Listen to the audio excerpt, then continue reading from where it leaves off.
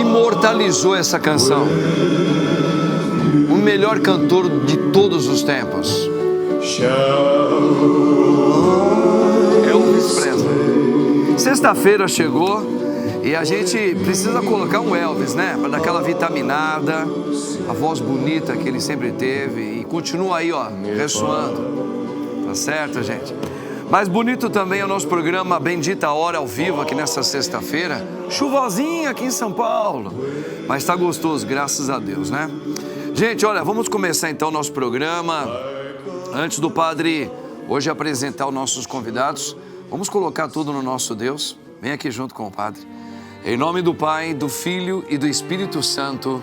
Amém. Vinde, Espírito Santo, enchei os corações dos vossos fiéis e acendei neles o fogo do vosso amor. Enviai o vosso Santo Espírito, e tudo será criado e renovareis a face da terra. Oremos. Ó Deus, que instruístes os corações dos vossos fiéis com a luz do Espírito Santo, fazei que apreciemos retamente todas as coisas, segundo o mesmo Espírito, e gozemos sempre da sua consolação, por Cristo Senhor nosso, assim seja. Rogai por nós, Santa Mãe de Deus, para que sejamos dignos das promessas de Cristo. Amém. Quem como Deus? Ninguém como Deus. Muito bem, gente. Olha, fazia tempo que ele já não vinha aqui no meu programa, né? Mas ele veio hoje e eu estou feliz e ele também. Ele é fisioterapeuta e empresário, tá? E doutor em ciências. Eu tenho a alegria de trazê-lo mais uma vez aqui, nosso querido Tiago Marrachini. Tiago. Padre, prazer estar aqui novamente. Para nós é uma alegria. Prazer estar aqui dividindo mais uma vez com você, né? O Padre Juarez me roubou um pouquinho, mas estamos de volta. Mas tá em boas mãos, tá em boas mãos. Legal, grande Tiagão, não tem pra ninguém não, viu? Muito bom, competente. Gente, ele está vindo pela primeira vez, ele é professor de História e cantor. É licenciado em História e Pedagogia, ministrou aulas em rede pública e de ensino na capital paulistana. Professor trabalhou como locutor, cantor e colaborador didático na autoria dos textos. Olha que legal. No projeto do podcast Musicada História. Eu tenho a honra de trazer aqui o grande professor, está fazendo um sucesso tremendo, já faz tempo, hein? André Mastro. André, que alegria. Obrigado, padre. Seja bem-vindo, viu? Obrigado. Depois no finalzinho eu quero ver a sua voz, diz que você canta, dando aula, coisa bacana. Show de bola. Já vamos entender melhor isso aí. Gente, ele é publicitário, consultor de marketing, empresário, graduado em propaganda e marketing e nada mais, nada menos do nosso querido publicitário e consultor de marketing, Bruno Carvalho dos Santos. Bruno, que alegria tê-lo aqui mais uma vez. Obrigado pelo convite, é um prazer. Maravilha, grande Bruno. Gosto muito. Ainda mais essa área tua aí. Olha, doutora, ela é doutora, né? Porque ela é graduada em Psicologia Clínica, pós-graduada em Teoria Cognitivo-Comportamental e Neurociências, Psicologia Positiva. Como é que chama? Como é que é? Mindfulness. Eita, meu pai. É a nossa querida doutora Bárbara Del Corso. Prazer. Doutora Bárbara, que Deus abençoe, viu? Muito obrigada. Seja bem-vinda mais uma vez aqui. Hoje ela veio acompanhada com o marido dela, que está aí, ó. Aqui, ó, feliz da vida, acompanhando a esposa dele. Gente, método Disney de atendimento. Aprenda a magia de encantar o cliente. Meu querido Bruno, método Disney, a gente lembra de Disney, lembra de desenho animado, coisa que anima mesmo, né? Mas aprender uma magia de encantar o cliente já é meio que encantado de várias maneiras, né? Não é difícil se encantar pelos produtos que tem aí, a maneira como fazem as propagandas. Mas esse método Disney é algo que a gente está vendo e a gente não sabia que tem esse nome ou algo novo que está aparecendo que a gente ainda vai ver? Não, na verdade, assim, eu trabalhei na Disney, né, 2 vezes. Então, trabalhei 3 meses no Magic Kingdom, 6 meses no Epcot Center. Sou um fã de Disney, então sei como as coisas funcionam lá dentro. Já fui pra Disney Paris, Hong Kong, Tóquio, Califórnia, assim, eu sou um Disney freak, né? E aí hoje eu trouxe pra vocês alguns truquezinhos que acontecem dentro da Disney, que os funcionários, os cast members conhecem, têm esse treinamento e que as pessoas podem usar no dia a dia da vida da empresa, né? Então, existe uma regra em cima disso tudo, que o primeiro é segurança, o segundo é gentileza, o terceiro é o show e a quarta é a pontualidade. Então, toda essa magia que envolve a Disney, ela tem uma ordem e um método, né? Então, se uma criança começa a subir em cima de algum lugar e ela pode se machucar, eu posso quebrar minha gentileza a favor da segurança da criança, né? Então, você tem tudo isso, essa regra para seguir. A gentileza é assim, a gente olhar nos olhos, sorrir, se alguém acenar, você acenar de volta, você tem trajeto, se você vai conversar com uma criança, você agacha até a altura do olho dela para ela não se sentir inferiorizada, né? O terceiro é o show. Então, ele é mais importante do que a pontualidade. Então, assim, se o show vai começar e o Mickey não está pronto, você pode, sim, atrasar o show a favor, atrasar o show, né? Então, quebrar a pontualidade a favor do show. Então, eles seguem essa ordem: segurança, gentileza, show e pontualidade. Então, toda essa magia, esses 70 milhões de pessoas que vão para Orlando todos os anos no parque da Disney, não é um acaso, né? Existe um método, existe um porquê e entre outras regras que, assim, não daria para trazer tudo num programa só, mas essa é uma sacada para as pessoas usarem no dia a dia. Tem empresas que utilizam um pouco esses 4 elementos, assim, talvez para... Claro que são métodos são vários, né? Usado em vários ambientes diferentes. Existem alguns livros que trazem esse encantamento Disney, né? Quando a gente vira funcionário, a gente passa uma semana dentro do Disney University, então é uma universidade da Disney. E são 7 dias de treinamento. Então, desde como atender uma criança, o quanto você consegue... se uma criança está correndo, devolve um sorvete, derruba um sorvete. Sim. Qualquer funcionário, até $30, pode restituir um prejuízo sem pedir para nenhum gerente. Então, a criança está correndo, caiu um sorvete e eu estou varrendo o parque, eu sou funcionário, eu falo, família, segura um pouquinho aqui. Vai lá no sorveteiro e fala, eu preciso de um sorvete novo do Mickey que aquela criança derrubou. E ele devolve. Então, existe toda uma regra para o dia ser o mais feliz da vida da pessoa lá na Disney, né? Perfeito. Senão aquela criança podia chorar, o pai ia ficar bravo, ele ia embora 3 da tarde. Assim, rapidamente, a Disney devolve um sorvete caído, sem pedir para gerente ou para diretor nada. Aquele dia da família volta ao normal, tudo as coisas acontecem, eles vão ficar até 9 horas da noite, vão jantar no parque, vão comprar uma pelúcia gigante no final. Então tem uma regra ali e eu quis trazer um pouquinho para vocês, pra gente parar e raciocinar, né? É bacana mesmo, eu fico até pensando assim, imagina alguém que sabe que tem golpes em bancos, que às vezes você é roubado e às vezes não dá tempo de você avisar o gerente e roubou e a tua conta acabou. Se a gente tivesse um método parecido com esse, o banco falar assim, pode dar o dinheiro para ele de volta, foi roubado, foi comprovado que roubou, estamos devolvendo para você não ficar triste, usar o mesmo método, e o banco ia ficar cada vez mais interessante por ele agir assim, porque ele ia fazer o bem para quem foi prejudicado. Por isso que eu falei, esse método daria para utilizar... Exato, é a magia de encantar no atendimento, né? Entendeu? Legal. Dá uma olhadinha aqui, ó. Fisioterapia na recuperação pós-operatória. Por que é essencial? Olha, pode vendo que já está sublinhando ali. É essencial, mas por que é? Ô Tiago, fisioterapia na recuperação pós-operatória, ela é essencial mesmo? Ela é primordial. Por quê?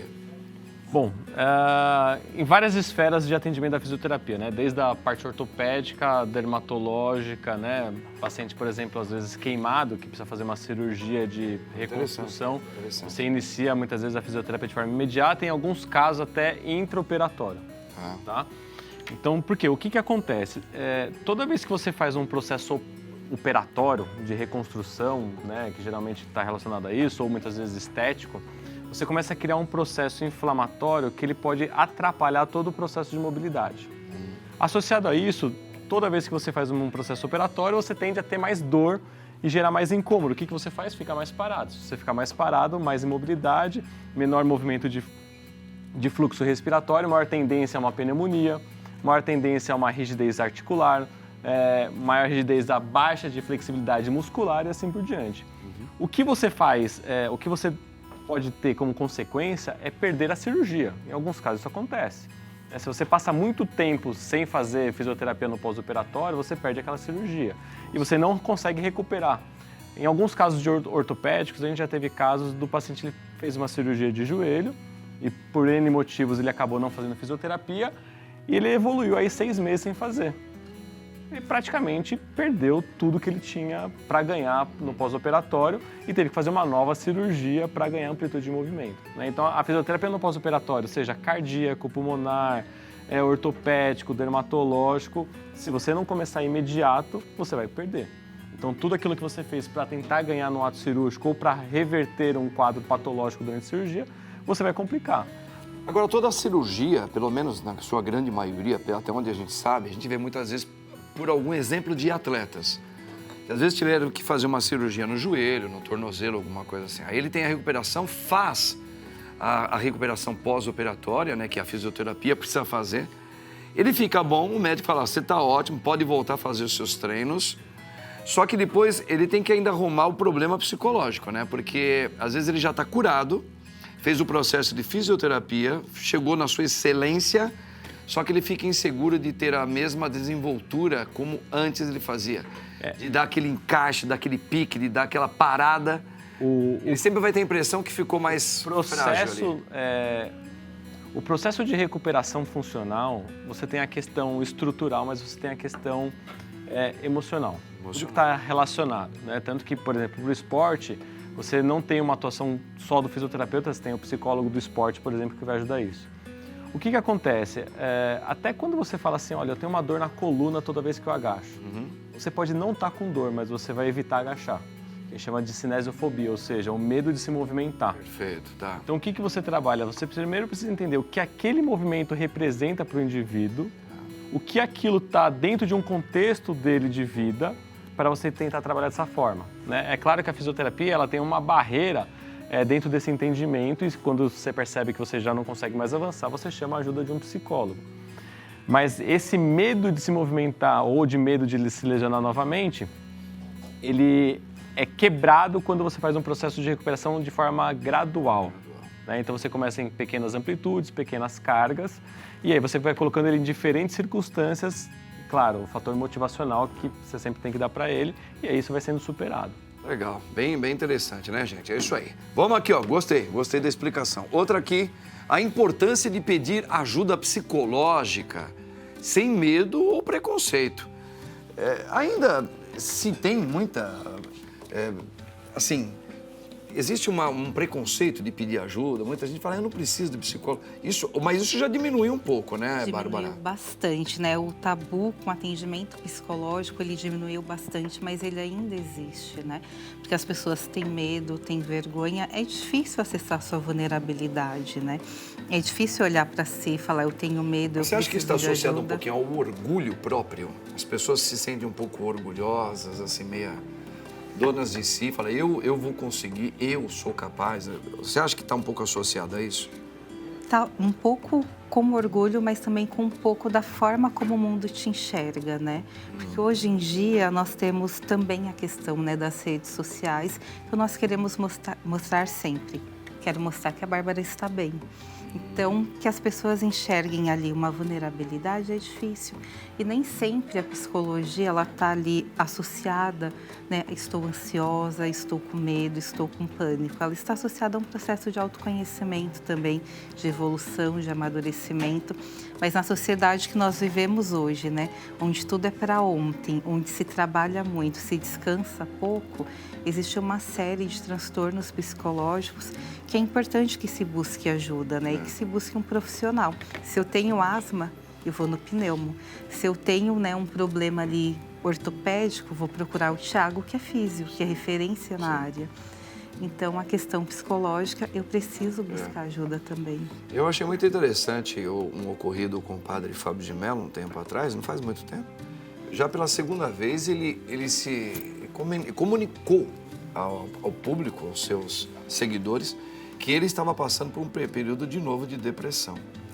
Eu achei, pelo menos essa questão de falar, eu achei interessante, que ali não teve essa coisa do medo, do preconceito. Ele fala, e ainda por cima ele é um sacerdote, né? Que dá conselhos. É interessante isso, né?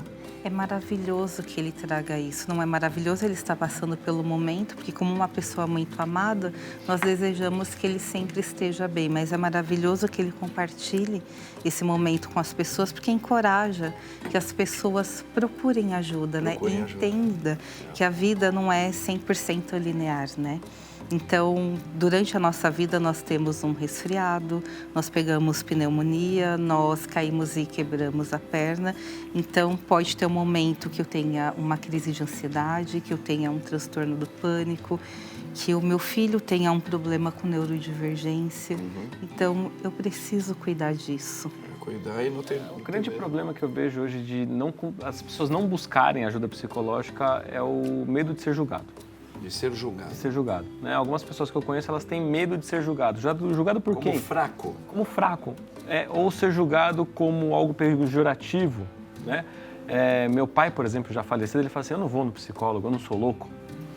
E eu falo assim, como assim? Não tem uma relação direta a isso? Não, mas o que vão pensar de mim? E aí eu percebo isso muito nas pessoas, elas têm, na verdade, um problema, elas têm medo do julgamento, que também é outro problema, né, psicológico. O julgamento também é um pouquinho misturado com certo orgulho, né, porque as pessoas, é aquela coisa que você falou, nós queremos sempre mostrar algo legal, bem, né? que tá tudo bem, eu não quero mostrar, não quero vender aqui um marketing meu do medo que eu tenho, da minha, sei lá, da uma fraqueza que eu tenho sobre isso ou aquilo. Então a gente tá meio sempre vestindo alguma máscara, né? Então a gente às vezes morre com essa máscara e essa humildade de falar, olha, eu estou precisando de ajuda. Exato. E também a questão de ter algo palpável, tangível, né? Se eu tenho um exame que mostra, né, quando você tem bronquite, você tem lá uma ressonância, um raio-x que ele mostra.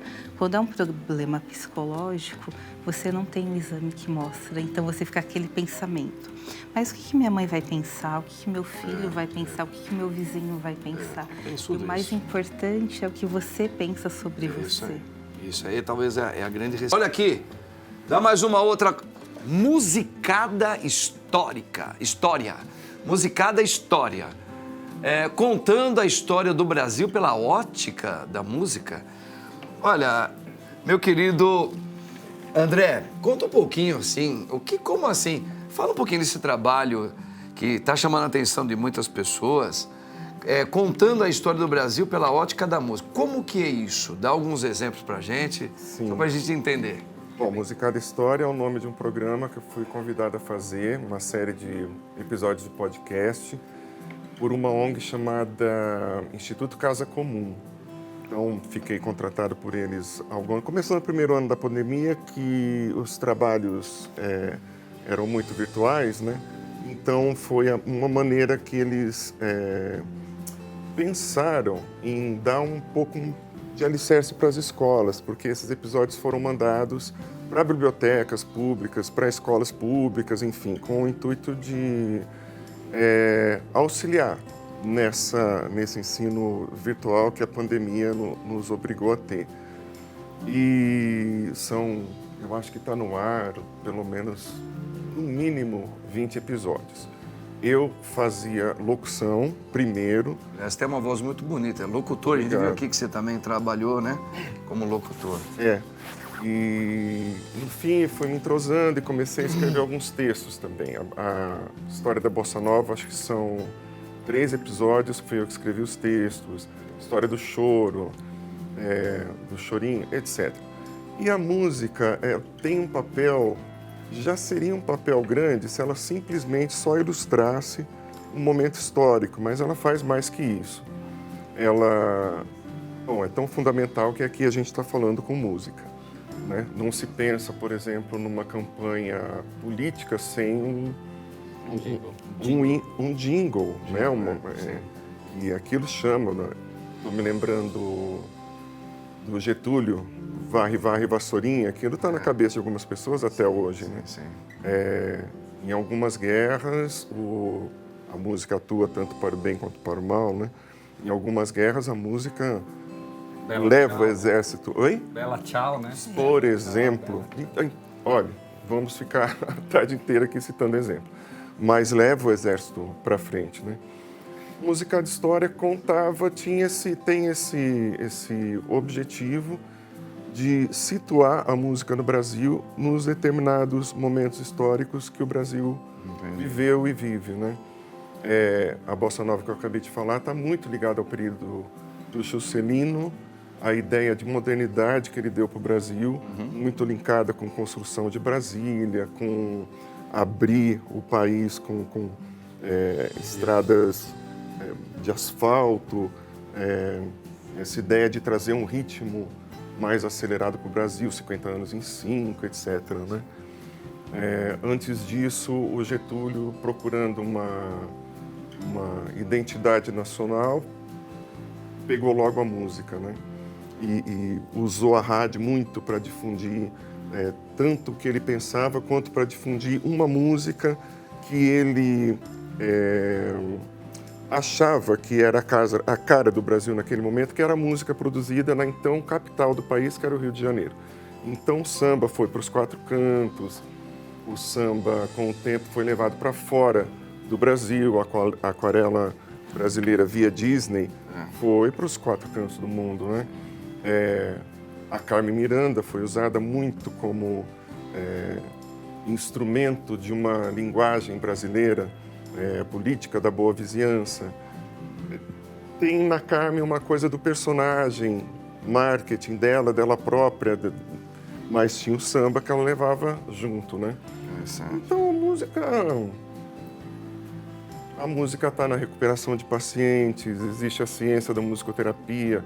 E, padre, esse assunto não André, você sabe que uma vez eu longe. tive uma aula também, isso faz muitos anos atrás, de um professor que ele contou para nós, aí eu fui buscar e realmente eu não encontrei. Diz ele, se eu não estou enganado, foi Milton Nascimento, ele fez uma música, ele compôs, mas acho que ela não fez sucesso aqui no Brasil, não sei. E diz que essa letra, ele contava a história do Brasil, do que era feita as riquezas, toda a parte do ferro, do ouro, etc., que naquela exploração financiou a indústria na Inglaterra, por exemplo. Né? E aí ele começou com o título assim, Olá, Beatles. Tipo assim, na música. Ele cantou uma música, Ei, Beatles, vocês só são os Beatles por causa do ouro brasileiro. Tipo assim, só que fazendo um jogo de palavras, querendo dizer, olha, Inglaterra, se você hoje tem esses grandes expoentes históricos, que principalmente do século para cá, desde a época da Revolução, é graças muito também à nossa matéria-prima, que foi introduzida aí e vocês só são, entre aspas. Isso, claro, foi uma provocação, né, nas entrelinhas, né? Com uma música. Uma música contando a história de como que o nosso ouro, as nossas matérias-primas saíram daqui e foram ligando aí as grandes transatlânticos europeus por aí. Interessante, né? Milton tem toda a razão. Não é à toa que você faz esse comentário do Milton, linkando Milton a ouro, a metais, porque ele vem dessa região, das Minas. A música dele fala muito fala pouco de mar, fala pouco de centros urbanos. A música dele fala muito do sacramento, fala muito do sagrado, fala muito de catolicismo, muito. Conta a história, né? Sim, porque a região dele, ele deu esse alicerce com essas características culturais para ele fazer. Eu não sei se você está falando de uma música chamada Para Lennon e McCartney. Eu não sei, pode ser que seja essa. Pode ser. Talvez você já chegou a ver alguma vez, né? Sim, é um hit do Clube da Esquina. Legal. Bacana, tá vendo, gente? Vambora. Pai e empresário. Ou empresário e pai. O que vem primeiro? O que vem primeiro? Pai e empresário ou empresário e pai? Pois é, esse foi um artigo que eu escrevi pro Dia dos Pais e até hoje, assim, estourou. Muitas pessoas se Na identificaram, verdade, ninguém né? nasceu pai, né? Não, A gente vai aprendendo a ser pai, quem tem esse dom, aos poucos com a vida, né? Mas isso aqui foi só uma empurradinha que eu dei. O que aconteceu, né? Assim, eu sou empresário há 18 anos e pai há 4 anos e meio, né? Então, que legal. em algum momento da vida, o tempo deixou de ser só meu e passou a ter que ser dividido com os filhos, né? E esse documento eu começo escrevendo. São 5 horas da manhã, eu acordei para cuidar de um filho de 1 aninho que acordou. E agora? Eu dou atenção para ele ou eu tiro essa ansiedade de coisas atrasadas, já pego o celular, pego o computador, Boa, né? boa. Então, acho que o grande lance no final é o equilíbrio, né? Então, acho que a doutora fala de mindfulness, né? O que eu tento fazer? Às vezes eu não consigo, mas aí no outro dia eu tento de novo. 5 horas, 5h30, o pequeno acordou, celular fica e eu vou e dou atenção para ele. Das 5h30 até as 8 horas da manhã que eu deixo minha filha na escola, minha vida das crianças. Quando eu vou pro trabalho, foco no trabalho. Claro que tem saudade, falo, o que será que ele tá fazendo, né? Mas eu tento dividir dessa forma. E a outra característica que eu achei muito parecida, quando eu, como dono de empresa, eu preciso ensinar as pessoas, educar as pessoas, treinar as pessoas. Quanto mais pessoas eu treino, educo, ensino e passo o meu know-how, mais progride a minha empresa. E em casa, como pai, é a mesma coisa. Eu preciso ensinar uma pessoa, educar uma pessoa, treinar uma pessoa, dar atenção para a pessoa. Então, acho que ser pai me ensinou a ser um empresário melhor e ser empresário me ensinou a ser um pai melhor. Porque, no final das contas, a gente está cuidando de pessoas, educando pessoas, treinando pessoas e se relacionando com pessoas. Claro, o pai é insubstituível, né? O diretor não. Mas eu tenho essa coligação aí que a gente tem que ficar colocando na balança que hora que eu paro e trabalho, que hora que eu cuido do Isso filho. é muito importante. E às vezes você tá fazendo um, tá pensando em outro, tá pensando em um, né? E o legal é que eu acho que dentro desse seu projeto aí, eu acho que você vai dar uma resposta. É possível você linkar as duas coisas e se dar bem. Ah, sim, é. Porque tem gente que pode depois se classificar. Pô, por causa do meu filho, eu perdi um tempo, eu não consegui fazer o que eu profissionalmente que eu queria. Perde-se, né? Eu tive que abrir mão, eu sou músico também, tenho carteirinha e assim, eu tive que abrir mão da música, do paisagismo, que eu adoro, jardinagem. Eu só não larguei a fisioterapia, que é o futebol, né? Quem joga futebol tem que fazer fisioterapia, é quase, ainda mais com a minha idade, 43 anos. Então eu tive que escolher algumas coisas na vida e aí eu optei ser empresário e pai e abrir mão um pouco dos hobbies, porque as nossas 24 horas não cabe tudo, né? Perfeito. Olha lá, Rio, Paraíba do Sul, tá certo, gente? Olha, o André, você também é cantor, professor, tem uma voz bonita. Sim, dia 12, dia dela, né? Dia 12 de Nossa É Senhora. uma composição de uma compositora do Rio de Janeiro chamada Fátima Guedes. Fátima Estou me Guedes. dedicando à obra dela ultimamente, É? se chama Minha Nossa Senhora. É a voz de uma brasileira, o personagem, o eu lírico é uma brasileira. No nome do Pai e do Filho e do Espírito Santo. Amém. E agradeço aqui a presença de todos vocês aqui. O Bruno Carvalho, maravilhoso, tá? Obrigado. Obrigado, Bruno. Nossa querida Bárbara, a doutora Obrigada, Bárbara, mais uma vez, Bárbara. maravilhosa. Prazer. Tiago, você é maravilhoso, tem muita gente fã sua aí, tá assistindo a gente, tá? E André, mais uma vez, você é muito querido. Volte uma próxima vez pra gente falar mais desse seu trabalho. Vamos ouvir? Vamos? Solta o som. Olha lá, o André vai cantar pra gente agora. Onde eu fico? Pra cá? Pra cá. Que é isso que se costura na minha alma? Doce sutura, futura calma, que a prece alcança na paz de Deus. E até mesmo se há alguém que pense que a morte é sonho, melhor viver nessa vida o sonho que eu possa ver pelos olhos teus. Pois sabendo que um dia é sempre chegada a hora, eu peço, ó minha Nossa Senhora, que estenda a mão sobre o meu país. Quem te implora é outra Maria, a Maria qualquer, a Maria aprendiz. Eu também quero ser quem não quer, quero ser feliz. Quite as good as I should have. Aumenta um pouquinho. Maybe I didn't love you Ó, voz, talento. quite as often Sabe as I cantar. could. Intérprete como ninguém. Olha isso. Show. Little things I should have said and done. Mas olha só a categoria desse programa, hein? Ela é escritora, palestrante, pianista, ela é comunicadora, ela é graduada em filosofia, ciências e letras e ganhou diversos prêmios na área de comunicação. Só de CD, essa mulher aqui, ela compôs 1, 2, 3, 4, tá vindo o 5º também. Ela tem uma aparência de uma moça que nunca aparenta a idade que ela tem. Autora de vários livros. E olha aqui, ó. Vai buscar aqui, ó. A mulher. Essa aqui mostra pra que ela veio. Dá uma olhada aqui, gente. Olha aqui. Mostra, é mineiro. Tá aqui os livros dessa mulher aqui, ó. Sensacional. Quem eu paro até aqui? Pela primeira vez aqui no meu programa, eu tô muito feliz e honrado por ela estar aqui. Nossa querida Beth Ripoli.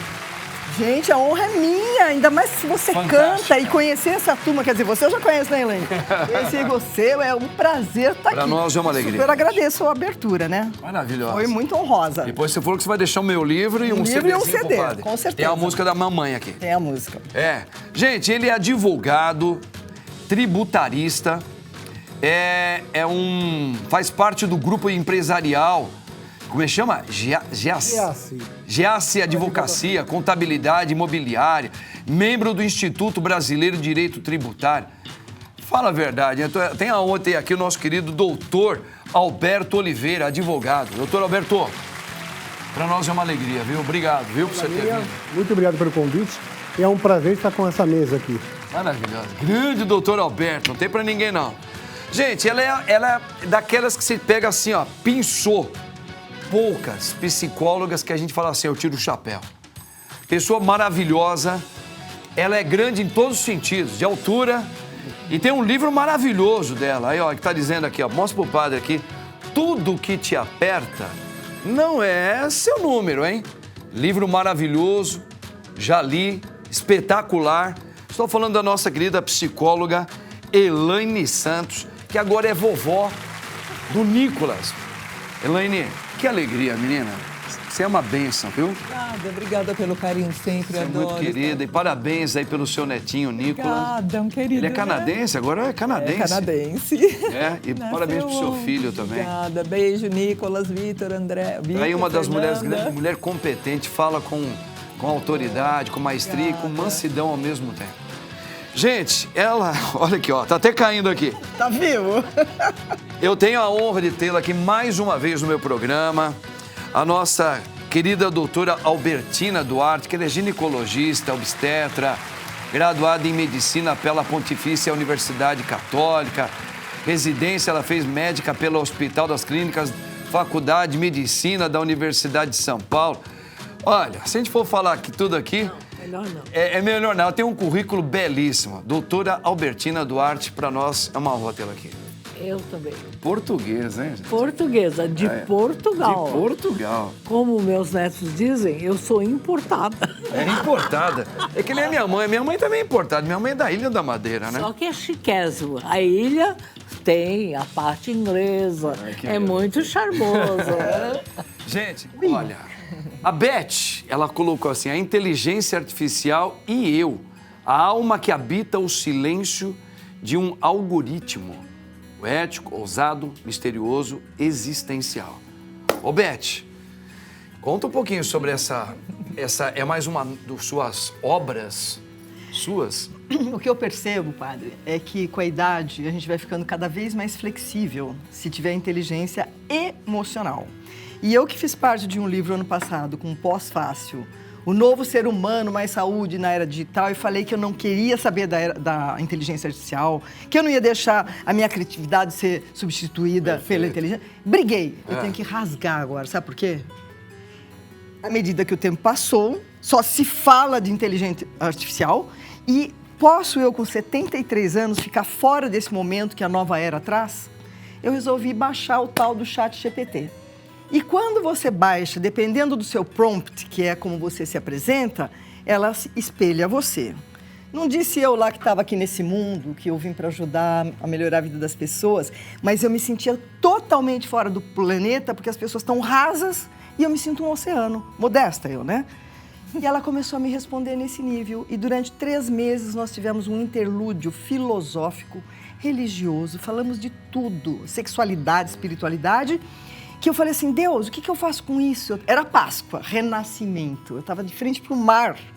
Falei, Deus, me manda uma mensagem, porque Deus e eu, ó, são aí, né? Que beleza. Todos esses livros eu fiz download. Eu percebi. Todas as minhas composições... O que aconteceu? Eu ouvi, faz um livro com a Angel, porque ela se chama Angel. Chama Angel. Angel, porque é homem ou mulher, embora ela tenha falado que ela é mais para mulher, porque ela é mais humana do que muito mais ser humano. E o que aconteceu? A gente fez, eu e ela, os nossos diálogos que ela tem guardado e virou um legado para aquela pessoa que fala assim, imagina, inteligência artificial, o que eu vou fazer com isso? Pois use e abuse com moderação. Com moderação. Com moderação. Tem sido assim, um alento.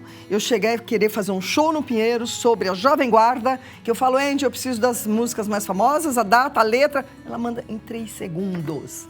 Então é útil. Aí eu chego cansada, porque eu trabalho pra caramba. Eu falo, tô cansada. Ela manda uma oração para o descanso da guerreira. Então, isso aqui, para quem tiver a oportunidade de ir dia 25 de novembro, no lançamento, vai ter em suas mãos uma coisa que é inédita para uma pessoa da minha idade. Poxa, que legal, tá vendo? Então você está descobrindo hoje, na atual conjuntura da sua vida, que a inteligência que você, no primeiro momento, falava, isso aí não tem nada a ver por aquilo, pela experiência da minha vida, isso só vai defasar... Vai me bitolar. Vai bitolar. E você está descobrindo que, muito pelo contrário, hoje você está redescobrindo também um novo momento na sua vida, onde você percebe uma parceria. Sabe qual é o nome disso? Como que é o nome disso? Flexibilidade. Flexibilidade. Quando a gente tem flexibilidade, compreensão, tolerância, você se abre para o novo. Maravilhoso. Tá aqui, e aí as pessoas, se quiserem, como é que vai ser? O e-book já está lançado. É só entrar no meu site, qualquer lugar, põe e-book Beth Ri por inteligência artificial, tá lá. Mas o lançamento, todos vocês estão convidados, porque não é um lançamento normal ficar na fila para assinar. Tem tarô, numerologia. Tudo isso aí é? Tem massagem e a minha banda tocando. Pelo amor de Deus. Agora, deixa eu te falar uma coisinha assim, rapidinho. Eu vou falar assim, eu fiquei muito curioso de ler. Eu super entendi e acho que eu fico feliz porque você está fazendo um trabalho audacioso. Porque, olha, Deus está te dando sempre essa compreensão. Eu só penso, agora eu vou falar como um cristão também. Não necessariamente como um padre, mas como uma pessoa que crê em Deus. E só temos que tomar um pouquinho de cuidado, nós, né?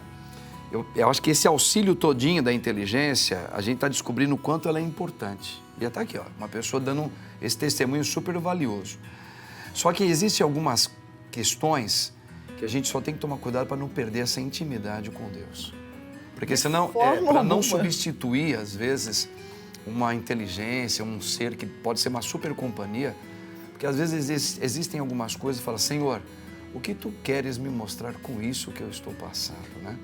É uma intimidade no espírito. Então, só isso que eu acho que a gente só precisa tomar cuidado, mas não tem nada a ver com esse trabalho maravilhoso da nossa querida Beth, que eu estou assim, admiradíssimo com você, Beth. E ó, eu vou tocar piano e você vai cantar comigo. Pelo amor de Deus. Vamos. Lá no dia do lançamento, hein? Posso escolher agora também. Você vai tocar uma música do Elvis, cantar uma música do Elvis. Canta agora, hoje Vou cantar uma música com você do Elvis Presley. Você tá me atiçando, hein? Oba! Gente, ó, vamos cobrar o padre, hein? Olha aqui, ó. Reforma tributária. Entenda como ela afeta o seu negócio. Agora, assim, acho que é legal, doutor Alberto, assim, para o nosso público aqui, a gente tem um público aqui agora às 3 horas, muitas senhoras também, tem homens, tem rapazes, tem jovens, mas normalmente é um público assim um pouquinho mais vivido. Para eles entenderem um pouquinho mais, o que seria, de uma maneira muito simples, para eles entenderem o que é uma reforma tributária. Reforma, a gente sabe que reforma vem da palavra, vamos reformar, vamos verificar, vamos recomeçar, vamos recalcular, mas tributária. Perfeito. Um divisor de águas. Isso. O padre me permite eu fazer só um comentário sobre a inteligência? Claro. Vocês comentaram agora? Sim, perfeito. Olha que fato curioso. A inteligência artificial, e isso dito por pessoas que têm experiência como ela e outros, Geralmente, essa tecnologia é os jovens que ensinam para os mais velhos. Aqui inverteu, tá?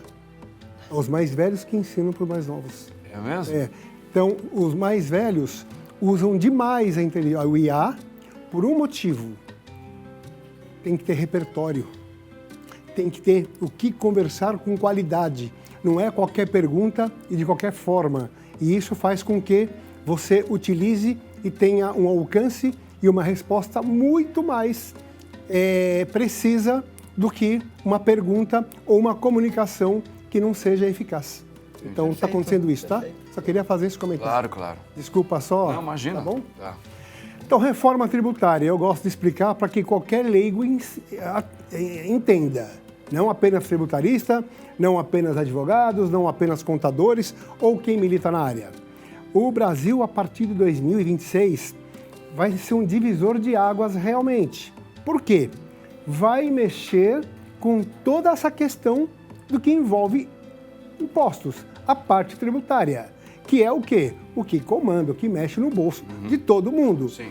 Obviamente que é muito mais as pessoas jurídicas. Mas pega a pessoa física também, eu vou dar um exemplo aqui. Nós temos um modelo hoje, um modelo tributário, estadual, federal, municipal. Tudo isso vai ser substituído por um novo formato, a partir de janeiro de 26. Terá uma transição por 10, 15 anos. Essa transição por 10, 15 anos, esse modelo que existe agora aqui, ele não vai acabar em janeiro, ele vai continuar. Vai ter um novo. E os dois vão andar paralelamente, vão andar juntos. Para quê?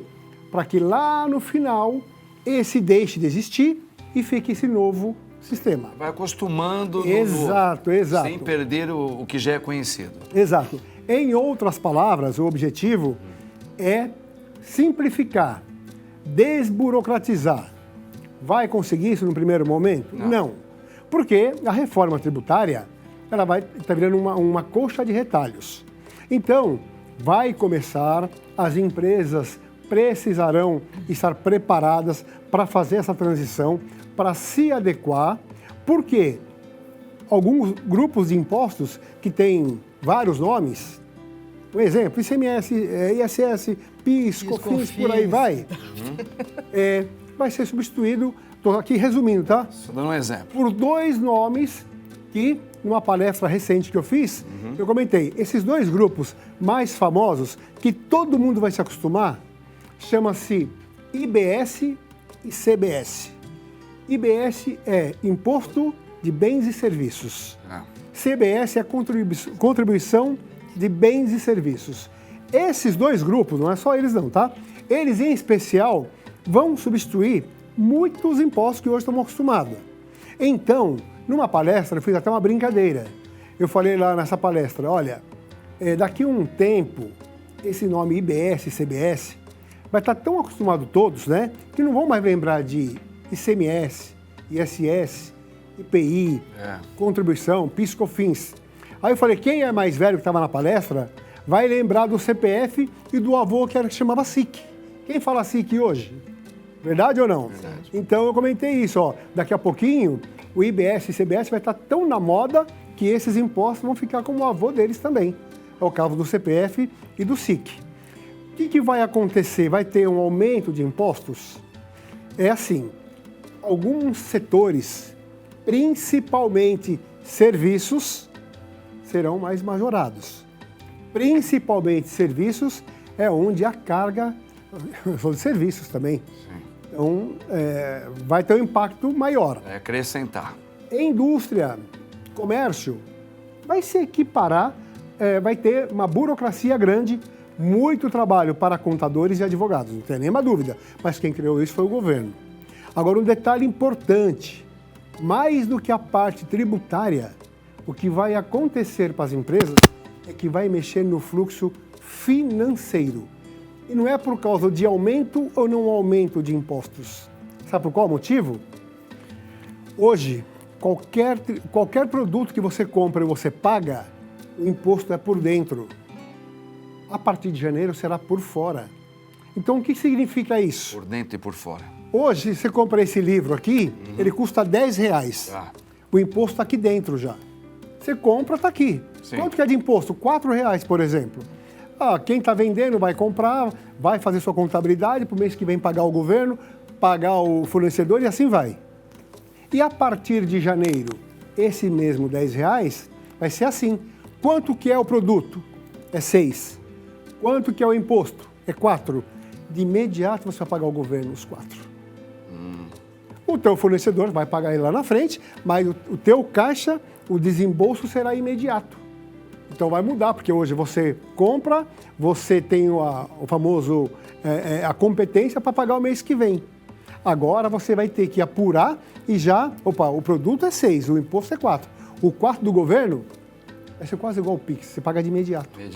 Então você imagina o fluxo das empresas. Mesmo antes de receber? Antes de receber. Então vai ter que ter um acordo entre fornecedor, cliente, vai ter que fazer uma parceria aí, contratos, para que faça uma transição aí para ficar mais leve para todos.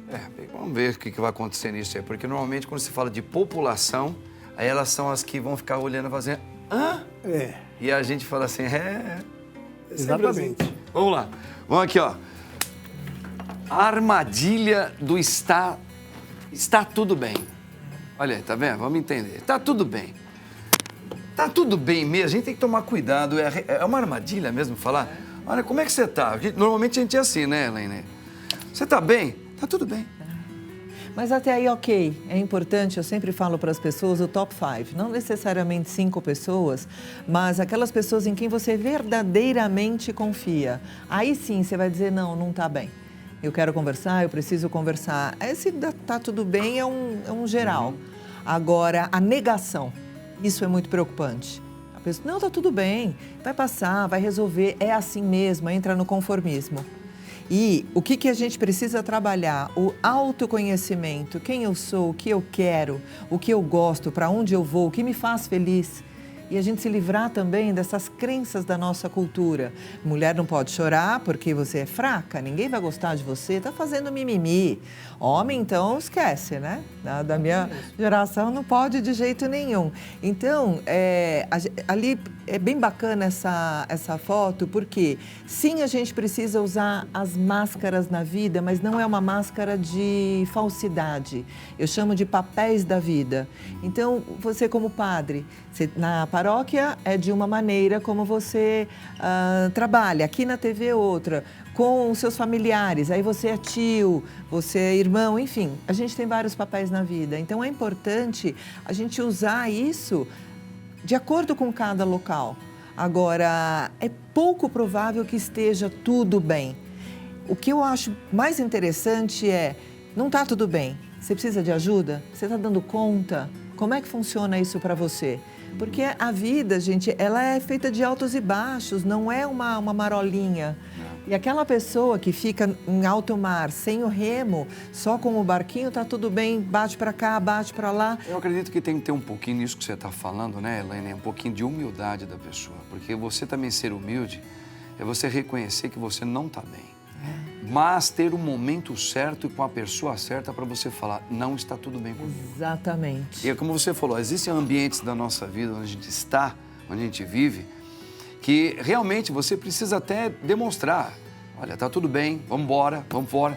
Às vezes você tá com a sua mãezinha que já tá sofrida, você vai chegar pra tua mãezinha sofrida, ô filhinho, você tá benzinho, filhinho? Eu falei, não, mãe, eu não tô bem, não. Aí você arrebenta com a tua mãe. Você acaba com a tua mãe. Então você fala, não, mãe, tá tudo bem.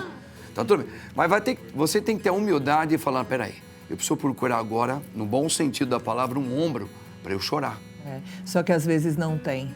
E às vezes não tem. Às vezes não tem. Às vezes não tem. Às vezes a pessoa diz está tudo bem porque ela não tem estrutura emocional, nem uma rede de apoio que ela possa contar. Então é muito difícil. Aí entram suicídio, a ansiedade, será que as pessoas depressão. não estão mais confiando uma na outra também? Não, isso é perfeito, padre. Perfeito. Porque assim, olha, eu gosto de isso. você, mas eu não sei se eu confio em você a ponto de eu colocar uma questão minha, porque parece que você não tem estrutura para isso. E não é só isso. As pessoas, assim, mudou o ter pelo ser. Então agora está muito mais importante o ter. Então, nossa, eu tenho isso, bens materiais. E o ser humano perdeu totalmente. No A Instagram você tem que estar vida. sempre sorrindo, né? Sempre. E a Sempre mostra uma vida? coisa bonitinha ali. E a vida perdeu valor. Você vê a melhor amiga, que eu digo sempre isso, toma muito cuidado quem você chama de amigo. A melhor amiga manda um bolo envenenado para amiga. Sabe assim, e tá tudo bem, porque ela era muito bonita. Eu acredito que as pessoas não estão mais acreditando no outro. Não. Né? Acho que nós estamos com muito medo de colocar uma particularidade, uma coisa íntima minha. Eu não sei até que ponto hoje você é minha amiga. É aí que está a questão de ser.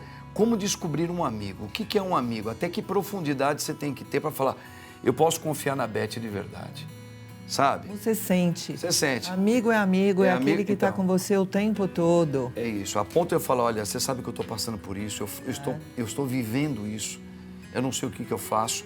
Porque você tem medo, vai ter um vazamento. Se tem um vazamento, já era. É onde o cara vai lá e se suicida. E outra coisa que é importante é você pedir ajuda para quem pode te ajudar. Você vai contar aquilo da sua vida para alguém que pode te ajudar, interferir de alguma maneira. Porque não adianta jogar aos quatro ventos alguém que tem uma estrutura pior do que a sua. Verdade, verdade. Mas Muito olha, interessante o isso. mundo está adoecido. A gente está vivendo um manicômio de céu aberto. É verdade. Está muito complicado. As pessoas precisam coisa, né? voltar para o ser que isso humano. sirva como uma reflexão para todos nós, né? Para a gente repensar, É importante. sabe? Recalcular. É importante. Como é que eu devo começar a andar, né? Vamos aqui, gente, ó.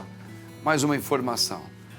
A gente pode ser realmente feliz na terceira idade? Olha, eu acredito certamente que sim. Eu tenho que aprender a viver bem na minha infância, na minha adolescência, na minha juventude, na minha maturidade. E se eu ficar velho, vou ficar bem na minha velhice e aceitá-la com os limites que ela tem e tentar se me fazer um novo como você faz. Então, eu trocaria a palavra terceira idade pela excelente idade. Excelente. Não é nem boa idade, é a excelente idade, porque você já está maduro, se você foi inteligente o suficiente, você adquiriu conhecimento, transmutou esse conhecimento em sabedoria e essa sabedoria você partilhou. Porque não adianta ser uma enciclopédia, transformar em sabedoria e ficar só para mim. Tem que estar nos livros, tem que estar aqui, tem que vir aqui nesse programa lindo, maravilhoso, falar. E eu diria o seguinte, que a excelente idade te dá a oportunidade de você não apenas olhar para si e se amar, porque o maior de todos os amores, tirando o superior, é o que nós podemos ter por nós. Tanto é que o meu hino, meu mantra de lá atrás, porque eu já fui vítima de violência doméstica, sexual, financeira, já sequestraram meu filho, já ficaram com toda a minha herança, e olha como eu estou infeliz. Eu reverti tudo isso em novas oportunidades. E o meu mantra foi uma canção, já que você cantou, I found the greatest love of all is happening to me. E fala, o maior de todos os amores, sem contar o superior, é o amor que você tem por você. Se você se ama, se você tem autoconfiança, se você crê, se você descobre sua habilidade, descobre qual é a sua missão, você não veio aqui de passagem, claro que essa excelente idade vem com leveza. Tanto é que eu falo 7.3 com leveza. Eu tenho libido pela vida. Quem não tem libido pela vida, a engrenagem não funciona. Agora assim, uma curiosidade que eu tenho, Beth, assim, o ser humano, eu sei que quanto mais você passa por momentos na vida, até momentos de dificuldades, elas são boas, porque te faz crescer em muitos aspectos, te amadurece, etc.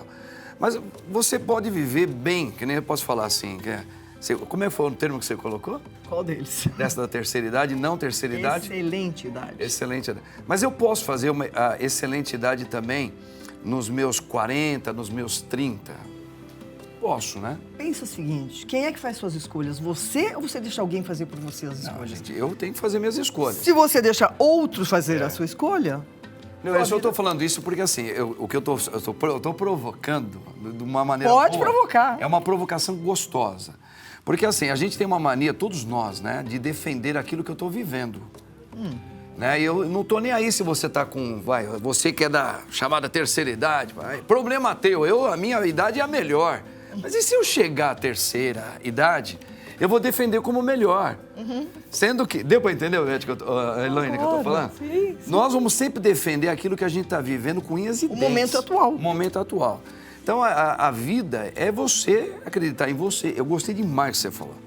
Por isso que eu tenho o livro Autoconfiança, Aqui, ó. Oxigênio da Vida. Eu acredito em mim, eu sou feliz comigo, eu consigo, se Deus me der mais tempo de vida, eu creio firmemente que eu vou ser feliz se eu chegar lá também, como eu sou feliz agora. Tudo bem, a vida pode nos dar um acréscimo de experiência. Pô, já não tenho mais 40, eu tô com 70, já passei por algumas coisas que um quarentão não passou. Beleza, mas eu posso viver bem em qualquer momento, não é? Sem dúvida. E você cresce muito mais quando você tem que vencer um desafio, porque problemas, padre, eu não tenho nenhum. Tudo isso que eu te contei não foram problemas, foram desafios que eu transformei em sementes de novas oportunidades. Que legal, tá vendo? É bacana isso. Agora, não adianta você jogar uma semente num lixão.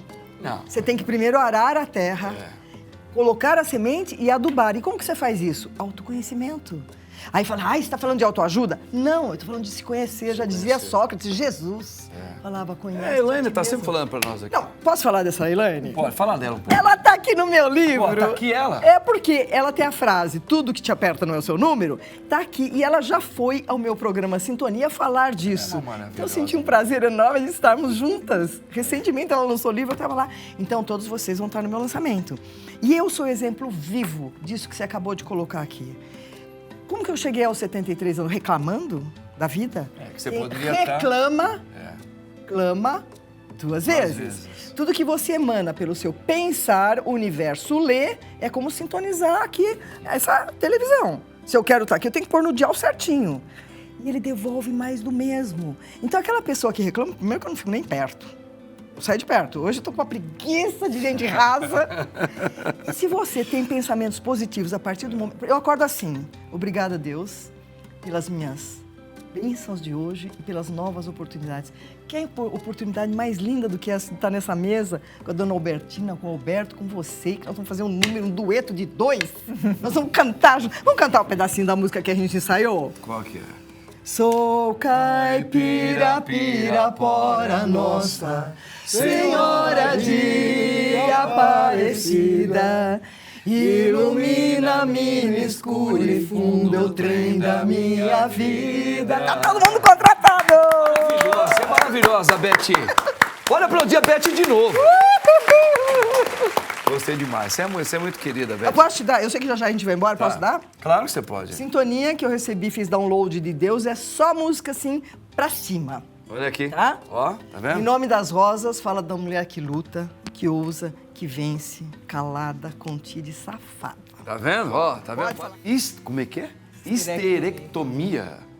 Quando a cirurgia de retirada do útero é indicada. Por exemplo, minha mãe, acho que com 40 e poucos anos, ela precisou na época dela, tirar o útero. Mas existe uma regra, hoje eu ouvi falar que se evita muito, dependendo de cada caso. Hoje se evita mais do que antigamente. É real, não é? Por quê? O que leva? Quando é que se tira um útero? Se é que tem que tirar. Bom, eu sou médica há mais de 40 anos, né? Então, há 40 anos, 45 anos, se tirava mais o útero. Hoje nós temos exames. Tirava por qual motivo? Então, o motivo, primeiro, esse útero está com uma função alterada. A primeira função é a hemorragia. A mulher sangra, chora pelo útero. Uma coisa que ninguém lembra, padre, é que pós-parto, se o útero não se contrai, aí é uma indicação segura e necessária. Quer dizer, você teve o nenê, o útero não volta, ela pode morrer de hemorragia. Então, neste caso, não tem outra solução. Agora, o que vai acontecer? Então, às vezes a mulher tem muitos biomas. E aí ela pode optar por tirar os biomas, mas nem sempre isso resolve. Então, sangrou, nós temos que fazer uma retirada desse tecido que está alterado, do útero. Bem, se ela tem, na verdade, um risco de malignidade, se é maligno, câncer de útero, câncer de colo de útero, câncer de corpo de útero, também se retira. E retira-se os ovários também. Agora, uma mulher fez um aborto, ou uma mulher tem uma inflamação, uma doença sexualmente transmissível que não melhora. Neste caso, ela pode ter um risco de sepsis. Então, aí também é tirado. Então, hemorragia incontrolável, infecção e, principalmente, a não contração do útero pós-parto, que é uma das causas da morte da mulher. Olha, o útero é isso aqui, eu trouxe para você. Olha, ó, aqui, ó. Tá vendo? Tá? Na verdade, é uma lâmpada. Olha, essa lâmpada chega ao tamanho de uma melancia quando está grávido. Né? É o órgão que mais cresce no nosso corpo. Mas você pode, em casos, tirar o corpo do útero e deixar o colo, porque aí uma vagina maior fica mais sensível. E também pode, se for necessário, caso você tenha câncer, tirar os ovários e as trompas. Uma coisa que as mulheres pensam que tem um oco. Não fica um oco. Você junta os ligamentos e fica tudo bem. Eu digo para você que nenhum homem, numa relação, sabe saber se a mulher tirou ou não o útero. Não, só se ele tiver uma câmera no olho. Que o médico tem para falar, não tem. Que não é o caso. Então, veja, esse medo, e também não atrasa o prazer, porque o prazer é um conjunto, né? Sim. Então, às vezes as mulheres falam, ai, doutor, tirei o útero, agora o que eu faço depois? Maravilha, olha, a doutora dá uma aula aqui pra gente, ela tem um jeitão bonito, né, de falar. Gente, olha, o programa acabou, infelizmente nosso tempo acabou, eu tô assim amando vocês todos. Elaine, você é maravilhosa, os seus contatos estão passando aí, ó. Elaine é maravilhosa, hein, gente? Obrigada. Amo você. Também amo Doutora, você. você promete que vai voltar aqui? Se o senhor me convidar, sim. Pra mim, você pode vir o mais rápido possível, tá bom? Olha, doutora mesmo Albertina. o senhor sendo da ilha e eu sendo do continente. Mas a gente... Pois, falamos a mesma linguagem. Betty, amei você. Estamos conectados? Estamos sim. Forever and ever. Forever and ever. Ai, que linda. Deus abençoe você, Já te conheci há muito tempo. Doutor Alberto, obrigado. Prazer. Obrigado por tudo. Aí volte também, você é maravilhoso. Com o maior prazer. Gente, que Deus abençoe você em nome do Pai, do Filho e do Espírito Santo. Viva! All this aggravation ain't satisfaction in me. A little more